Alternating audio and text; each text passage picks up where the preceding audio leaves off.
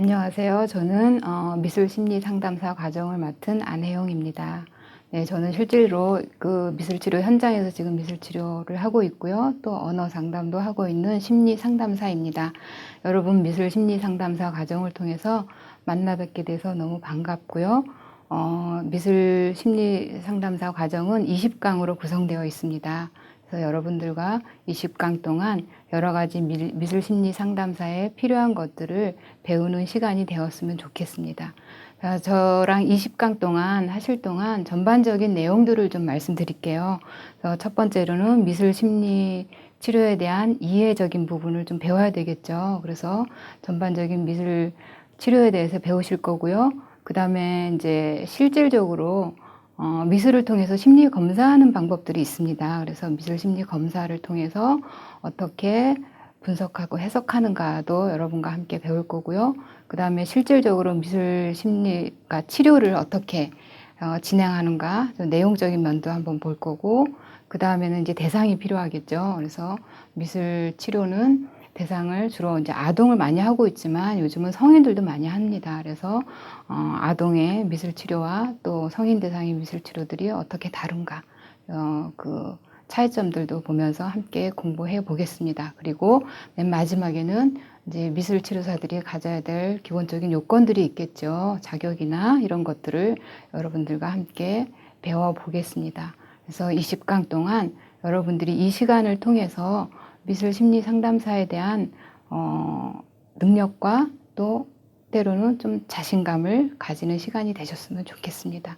자, 여러분 이제 첫 강의를 시작해 보겠습니다. 자, 오늘은 제 1강입니다. 그래서 1강은 미술 치료의 이해를 배워 보겠습니다.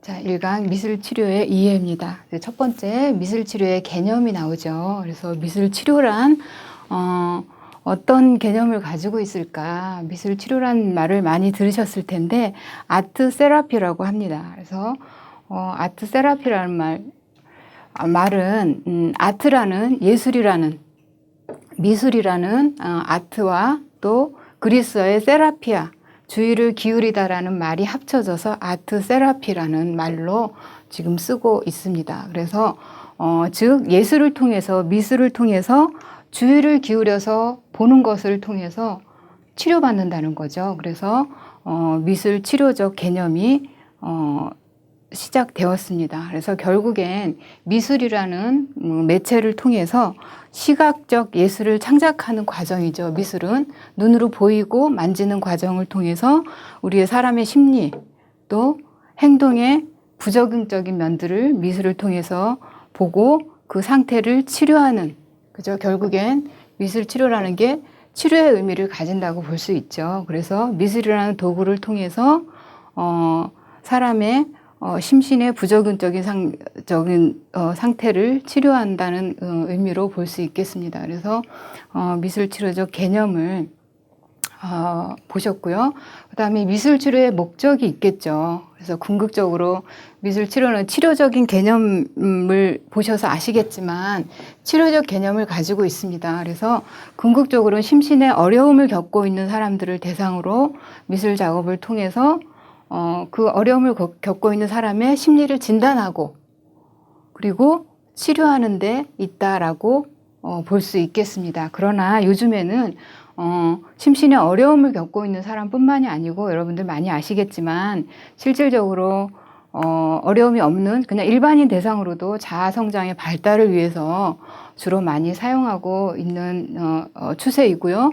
또 여러 학교 기관이나 공공기관에서도 미술치료의 그런 그 작업들을 통해서 자신의 자아 성장이나 아니면 비전이나 이런 작업들을 많이 하는 경우가 있습니다. 그래서 그 다음에 이제 미술치료의 그 미술치료라는 것은 여러 가지 미술치료 하나뿐만이 아니고 여러 가지 요새는 콜라보를 많이 하죠. 여러분들 많이 보셨을 거예요. 그래서 음악이나 놀이, 무용, 레크레이션, 그죠? 심리극, 독서, 여러 가지를 통해서 함께 미술 놀이와 적용해서 같이 하는 영역으로 많이 예술 치료라는 것을 많이 들어보셨을 겁니다. 그래서 한마디로 미술과 여러 가지 콜라보예요. 그래서 뭐 여기 이제 원예 치료도 없지만, 그러니까 원예 치료 여러 가지 것을 한 프로그램을 통해서 같이 하는 프로그램들이, 그래서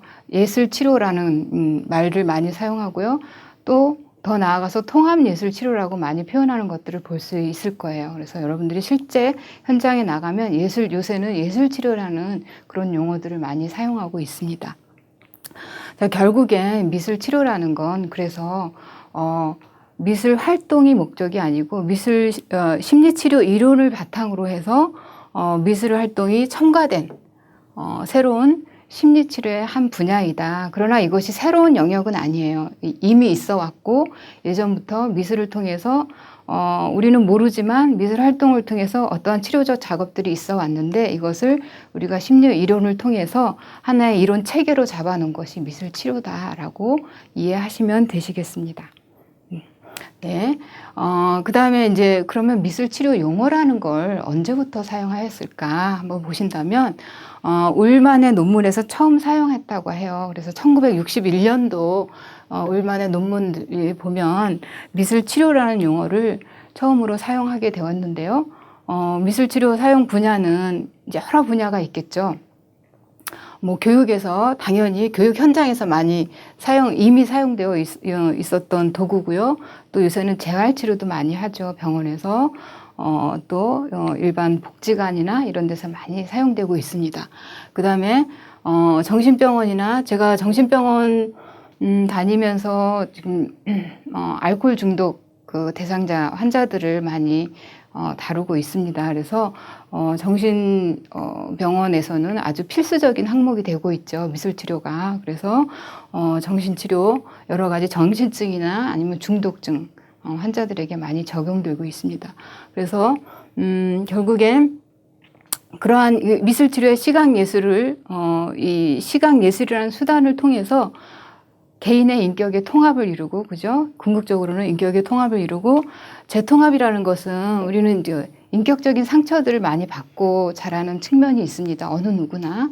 물론 건강을 지향하고 있지만, 개인의 어떤 자라온 환경으로 인해서 심리적인 상처들을 많이 가지고 있을 겁니다. 그래서 그러한 인격의 깨어진 인격, 상처받은 인격의 재통합을 통해서 건강한 삶을 영위하고자 하는 그런 목적을 가지고 있다고 볼 수 있겠습니다. 그래서 미술치료의 전반적인, 여러분들이 아주 깊이 있는 어떤 미술치료 이론이나 이런 걸 다 알 수는 없지만 기본적으로 미술치료가 언제부터 어떤 용어가 어떻게 시작되었고, 또 결국엔 어떤 분야에서 주로 많이 사용되는가, 이 정도 개략적으로 알고 계시면 많이 도움이 되실 겁니다. 자, 그 다음에 이제 그러면 미술치료에 대해서 그동안 많은 학자들이, 미술치료에 대해서 연구한 학자들이 많이 있습니다. 여러 학자들이 있지만 대표적으로 미술심리 상담사를 과정을 통해서 대표적인 학자를 꼽는다면 요 세 학자가 아마 꼽아질 수 있겠습니다. 그래서 요 세 학자가 주로 미술치료의 그 방향성을 제시하는 데 많은 영향력을 줬다고 볼 수 있습니다. 그래서 첫 번째는 나움버그라는 이 학자인데요. 이분이 주장한 것이 아트 인 테라피, 그죠? 영어가 조금씩 다르죠. 그래서 아트 인 테라피라고 해서 치료에서의 미술이에요. 그래서 치료에서의 미술은 뭐냐? 이분은 미술을 가지고 사용하는데 치료를 강조하신 분이에요.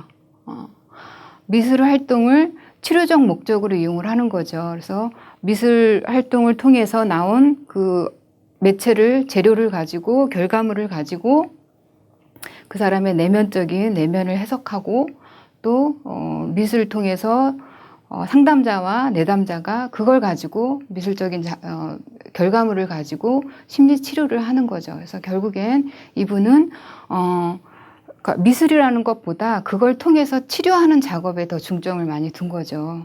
우리 많이 그렇게 하죠.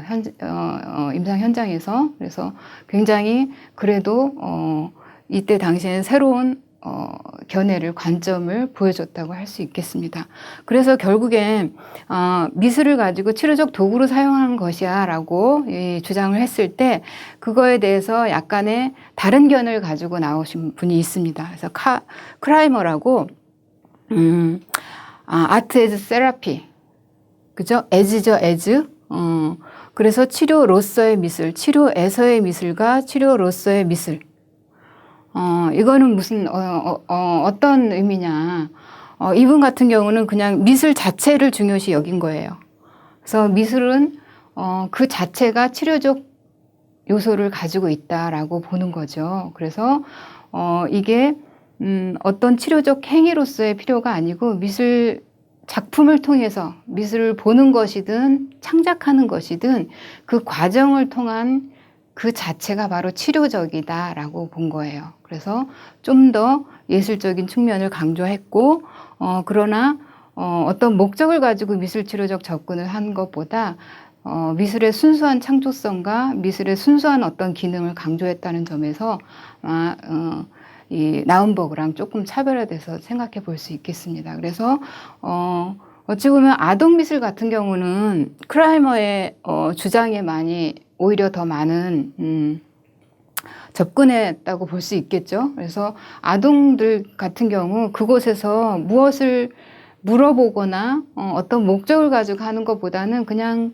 치료적 행위, 같이 놀고 미술이라는 매체를 만져보고 그저 그려보고 마음껏 활동함으로써 그 안에서 치료적인 작업을 해나가는 것을 상담사들이 주로 아동 미술은 크라이머의 입장을 가지고 많이 접근을 하겠죠. 그래서 이 크라이머가 그냥 미술 보는 것만으로도 치료적 효과가 있고 미술 자체가 창작품 자체가 치료적 효과로서 충분히 의미가 있다라고 접근한 것으로 볼 수 있겠습니다. 자, 그러면 이 두 가지 입장이 조금 입장 차이가 있죠. 근데 이 두 가지 입장을 가장 통합적 두 가지 다 맞아 라고 주장한 학자가 울만이라는 학자입니다. 그래서 통합적 미술 치료를 강조를 했는데요.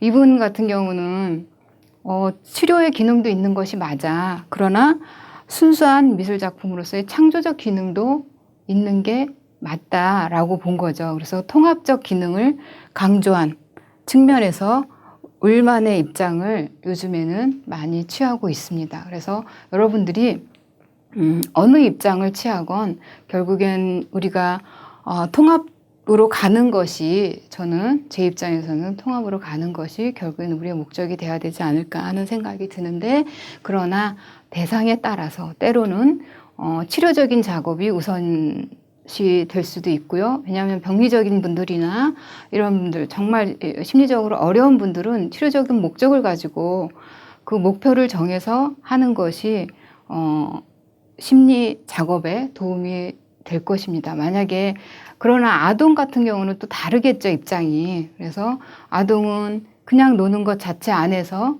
치료적인 작업들을 상담사가 계획을 가지고 해나가는 것을 볼 때 그냥 창조적인 작업에 중점을 둬서 치료 작업을 해나가는 과정이 필요하겠죠.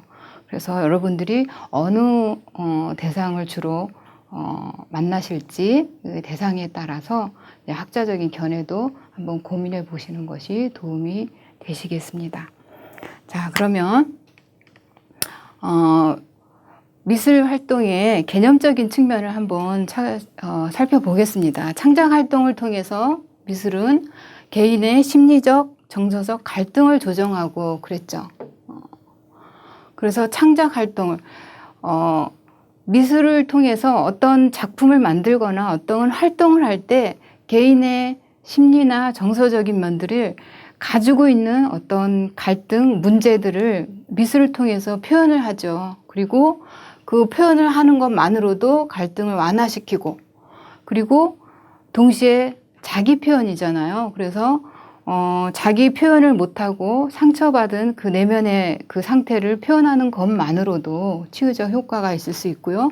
그래서 그것이 이제 소위 말해서 카타르시스라고 하죠. 승화작용을 통해서 결국엔 자기가 평생 해보지 못한 말들을, 표현들을 해보고 미술을 통해서 표현을 함으로써 카타르시스를 통해서 긴장이 완화되면서 본연의 자기의 모습을 찾아가는, 그래서 결국엔 자아 성장을 목표로 한다라고 볼 수 있습니다. 그래서 미술은 그 자아 성장 더 나아가서는 결국에 미술 작업을 아마 나중에 여러분들도 해보시면 아시겠지만 자기를 발견하고 또 결국엔 자기를 발견한 것과 동시에 결국엔 자기의 비전, 자기의 꿈까지 더 나아가는 그런 미술 작업들이 되는 것을 아마 경험해 보실 수 있으실 겁니다. 그래서 미술 치료의 그런 그 작업을 통해서 이러한 과정들을 우리가 목표를 가지고 할 수 있다라는 걸 염두에 두시고 보시면 되실 것 같고요. 그 다음에 미술은 어떤 외적인, 그러니까 눈에 보이는 것들이 아니고 어떤 작업이든 자기의 내면의 것들을 표현해내는 것이라고 볼 수가 있겠죠. 내 느낌이나, 그죠? 어떤 생각들, 내가 상상하는 것들, 현실에서 이루지 못한 것들을 표현하고 또 내가 사고하는 것들, 자기의 판단, 이런 것들을 미술의 그런 작업들을 통해서 결국엔 자기의 내면 세계를 표현한다고 볼 수 있겠죠. 그래서 주로 그래서 미술 심리 작업이라고 하잖아요. 그래서 자기의 내면에, 자기도 모르는 자기의 내면을 표현하면서 결국 표현해내는 것만으로도 자기의 자아를 성찰하고 자기의 자아를 좀 더 견고히 해서 자기 자아 성장을 이루고, 그래서 자기의 결국에는 자아의 발달 과정을 미술 이 과정을 통해서 발달 과정을 이루어간다라고 볼 수 있겠습니다. 또한 미술 치료를 한 번 하는 게 아니겠죠. 보통은 미술 치료 과정을 구성을 할 때 한 10회기에서 12회기, 많게는 15회기까지 이건 이제 아주 구조적인 그 회기이고요. 그 다음에 더 많게는 몇 년을 해요. 사실은 아이들의 뭐 ADHD나 이런 아이들 같은 경우, 또 음두는 외톨이 뭐 이런 아이들 같은 경우는 뭐 10회기 갖고 안 되겠죠. 1년 되고 2년 되고 3년 되고 그 아이가 성장해가는 과정과 같이 미술치료 작업이 이루어진다고 볼 수 있습니다. 그래서 미술치료는 한 번의 작업이 아니고 많은 반복을 통해서 이루어지는 과정이라고 볼 수 있고요. 그래서 그런 반복의 과정을 통해서 자기에게 상실된 것이 무엇인지, 그리고 자기가 잘못 생각하고 있는 것이 무엇인지, 사실과 다르게 왜곡되어져 있는 것들이 사실은 자기를 많이 힘들게 하는 요소가 되거든요. 그래서 미술을 통해서 그런 왜곡된 요소들도 발견하고, 또 내가 살기 위해서 방어를 하는데 내가 방어를 해서 보지 못하는 것들이 무엇인지, 자기 방어적 요소들도 많이 미술을 통해서 좀 볼 수 있게 되고, 또 내가 표현하지 못하고 억압되어 있는 것이 무엇인지. 그래서 억압과 억제는 좀 다르지만, 억압은 무의식의 억압이고 억제는 의식적으로 내가 표현하지 않고 참고 사는 것을 억제라고 하죠. 그래서 내가 그렇게 표현하지 못해서, 그래서 억제되어 있는 내면의 요소들을 명확하게 볼 수 있는 거죠. 그래서 정말 자기의 모습이 어떤지 명확한 자기 상을 발견하게 되고, 그리고 자기 자신에 대해서 세계관도 재발견하고, 나는 어떤 사람인가, 그리고 자기 동일화, 그죠? 내 안에 내가 너무 많아요. 진짜 내 모습이 뭔지도 모르고, 진짜 내가 원하는 것이 뭔지 모르고, 그렇게 살아가는 경우가 많죠. 특히 뭐 어린아이들 말할 것도 없이 또 성인들도 마찬가지죠. 그래서 진짜 자기가 무엇인지 자기를 동일화시켜 나가고, 그래서 진짜 자기의 모습을 찾아서 자기의 꿈과 자기 실현을 이루는 것을 목적으로 하는, 그래서 그것들을 돕고자 하는 것이 미술 치료의 목적이라고 볼 수 있겠습니다. 여러분들이 한 대상을 대할 때 한 우주를 대하듯이 그 대상을 보면서 그분이 가지고 있는, 그 사람이 가지고 있는, 그 아이가 가지고 있는 가장 최대의 장점을 일깨워주는 것, 어찌 보면 미술 치료가 그런 것이지 않을까 싶어요. 그래서 이렇게 미술 치료를 통해서 이렇게 여러 가지 를 통해서 결국엔 자기 성장, 자기 치유, 자기 회복을 통해서 그 사람이 가장 자기다워지는 것을 도와준다라고 생각하시면 되겠습니다. 자, 그 다음에 우리가 미술 치료도 여러 가지 기법이 있겠죠. 우리 하고 여러분들이 미술 심리 상담사잖아요. 그래서 미술 심리 상담사인데 그러면 심리에 대해서 아셔야 되잖아요. 인간의 심리가 어떻고 발달이 어떻고 하는 것들을 아마도 미술 심리 상담사를 과정을 찾아 오신 것을 볼 때 심리적인 어떤 기초적인 이론들이나 이런 것들을 어디서든 아마 접하셨을 거라고 생각이 듭니다. 제 생각에는. 그래서 심리적인 기본적인 이해가 반드시 필요하고요. 미술 치료라고 해서 미술만 가지고 하는 것이 아니고 결국엔 아까도 설명드렸지만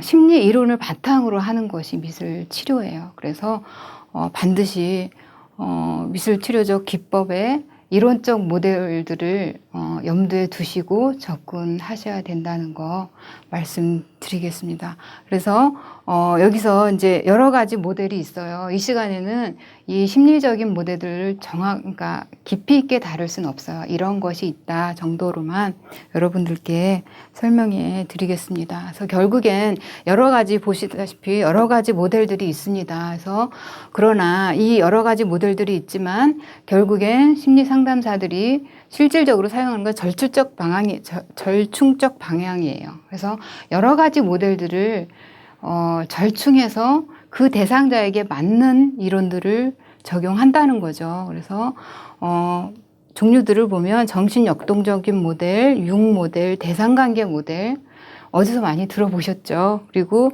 치료로서의 미술 적용, 그리고 정신분석 모델. 미술을 통해서 정신분석, 심리분석을 많이 하잖아요. 그래서 여러 것들을 통합해서 여러분들이 사용할 수 있었으면 좋겠습니다. 자, 그 다음에 이제 계속 해왔던 얘기들이죠. 결국엔 미술치료란 한번 정리를 해보시면 내담자의 미술 작품과 그런 창작 과정을 통해서 또 창작 후의 과정을 통해서 내담자의 상태와 문제를 파악하고 결국엔 심신에 어려움이 있는 자들을 적응적인 상태를 형성해 가도록 돕는 것이다 라고 볼 수 있겠습니다. 그 다음에 미술치료와 예술치료 앞에도 잠깐 말씀드렸지만 미술치료는 뭐고 예술치료는 뭘까? 구분을 잠깐 해봤습니다. 그래서 미술치료는 아트 세라피. 그래서 미술의 여러 종류가 다 해당이 되죠. 그림이나 조소나 디자인이나 공예, 서예 등 미술의 전 영역을 가지고 치료를 할 때 미술치료라고 하고요. 그리고 예술치료라는 요새 많이 등장하는 용어죠. S자가 붙어서 예술치료라고 했을 때 미술치료를 기반으로 해서 여러 가지 음악, 무용, 동작 치료, 원예치료, 독서치료 여러 가지를 콜라보해서 같이 하는 그런 치료를 예술치료라고 요즘 많이 사용하고 있습니다.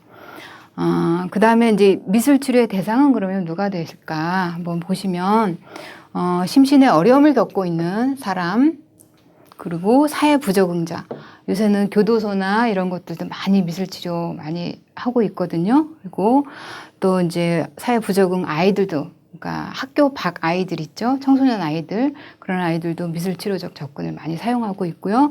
발달 장애 아이들, 그 다음에 이혼하고 별거하는 부부들, 좀 어려움이 있는 부부들, 또 약물 중독, 노인 치매, 노인 상담도 많이 하고 있고요.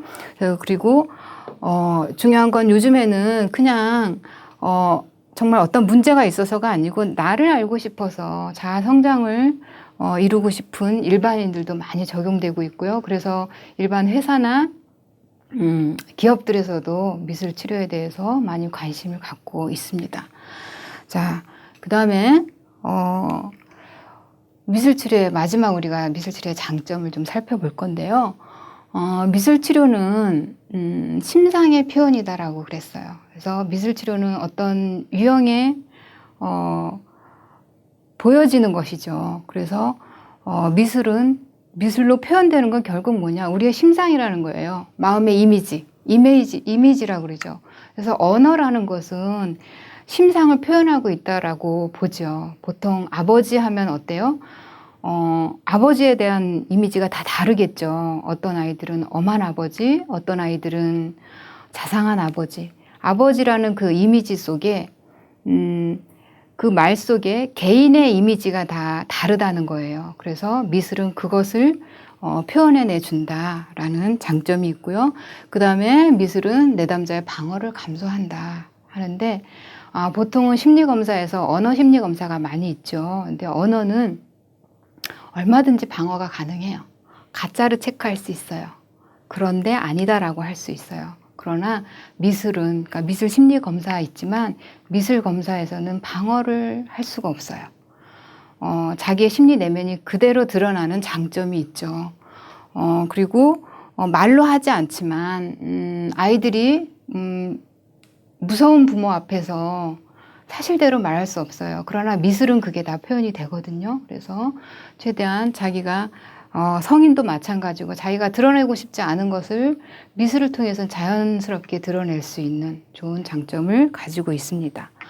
자기가 자기 의식 속에 무엇이 있는지 모를 때 무의식의 것을 겉으로 표현해서 볼 수 있는 그런 장점이 있겠죠. 그래서 그런 방어 없이 자기를 볼 수 있는 좋은 매체이기도 합니다. 그 다음에 세 번째는 구체적 유형의 대상을 즉시 얻을 수 있다라고 하는데, 어떤 작업을 하든 그게 조소 작품이든 미술 그림이든 구체적인 유형의 작품을 얻어서 그걸 가지고 치료자와 내담자가 그걸 가지고 이야기할 수 있는 거죠. 치료적 작업을 할 수 있고, 작품을 통해서 말로 표현하지 못한 것을 작품을 통해서 언어적 소통이라고 하죠. 소통을 하고 그걸 통해서 치료를 할 수 있는 라고 할 수 있겠습니다. 그래서 또 내가 모르는 나의 모습이 작품으로 투영이 될 때 자기 실존을 작품을 통해서 깨달을 수도 있고요. 네, 그런 장점이 있겠습니다. 그 다음에 네 번째, 미술은 자료의 영속성이 있어서 자신을 회상할 수 있다라고 했는데, 그렇죠. 작품을 보관할 수 있잖아요. 그래서 한 달 후, 1년 후에 내가 그 작품을 다시 볼 수가 있죠. 그래서 자기의 변화된 모습을 볼 수 있겠고, 또 자기가 그동안 왜곡되어 있던 것도 작품을 통해서 확인할 수 있게 되겠습니다. 그 다음에 미술은 공간성을 지닌다고 했어요. 미술은, 그러니까 언어는 1차원적인 것이지만 미술은 그 공간을 통해서 가족을 그린다 하면 그 가족 안에 내가 누구랑 가까운지, 심리적으로 누구랑 친밀한지 한 가족 공간 안에 다 볼 수 있는 거죠, 한 번에. 그래서 공간성의 의미를 지닌다라고 볼 수 있고요. 여섯 번째는 창조성과 신체적 에너지를 유발한다 그랬어요. 그래서 당연하죠. 몸을 움직이고 활동하는 거기 때문에 에너지가 나오고, 우울증이나 이런 분들 같은 경우는 미술치료적 작업을 통해서 많은 에너지를 또 올릴 수 있는 그런 좋은 장점이 있을 수 있겠죠. 당연히 마지막 즐거움과 흥미를 느끼게 한다. 그래서 즐거운 작업을 통해서 치유적 작업을 이룬다 하는 것이 미술치료의 가장 큰 장점이라고 할 수 있겠습니다. 그래서 이러한 좋은 장점들을 여러분들이 한번 보시면 미술 심리 상담사로서 이 장점들만 정말 명확하게 알고 계신다면 여러분들은 많은 걸 알고 계시지 않아도 그 작업을 통해서 지금 내담자에게 어떤 심리적 작업이 일어나는 것을 상담사가 믿는다면 아주 좋은 미술 심리 상담사가 되실 수 있을 것이라고 생각합니다. 여러분들 이렇게 오늘 미술치료적 전반적인 개괄적인 것을 쭉 배워봤는데요. 네, 그래서 오늘은 미술치료적인 이해를 해봤고요.